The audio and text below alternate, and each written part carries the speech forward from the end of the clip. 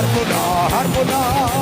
পটুয়াখালী শহরের একটি ফার্মেসির এলইডি সাইনবোর্ডে শুভ জন্মদিন বাংলাদেশ ছাত্রলীগ পটুয়াখালী জেলা শাখা লেখা প্রকাশিত হয়েছে। বিষয়টি সামাজিক যোগাযোগ মাধ্যমে ছড়িয়ে পড়েছে।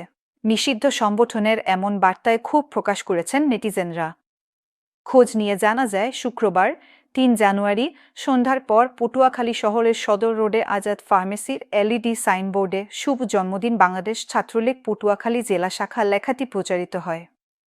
পরে এটি মালিক পক্ষের নজরে এলে সাইনবোর্ডের বিদ্যুৎ সংযোগ বন্ধ করে দেওয়া হয়।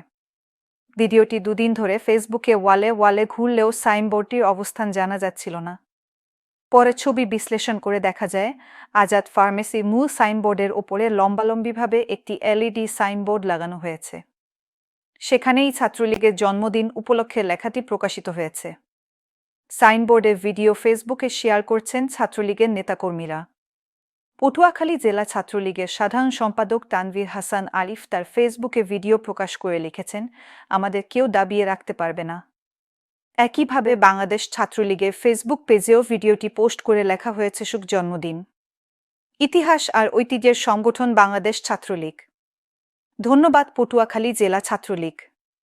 এ বিষয়ে আজাদ ফার্মেসির মালিক ইস্তিয়াত আহমেদ রাহাত বলেন, পাসওয়ার্ড ব্যবহার করে সাইনবোর্ডই চালানো হয়।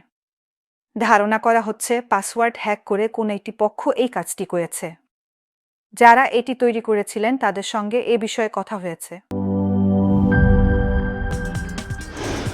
কি boss, vital match, tough opponent, tension? Come on bro, অপোনেন্টকে নিয়ে ভাবার সময় আছে। আসল অলরাউন্ডারের কাজই তো হলো যে কোনো টাফ সিচুয়েশনে টিমকে অলরাউন্ড প্রোটেকশন দেওয়া।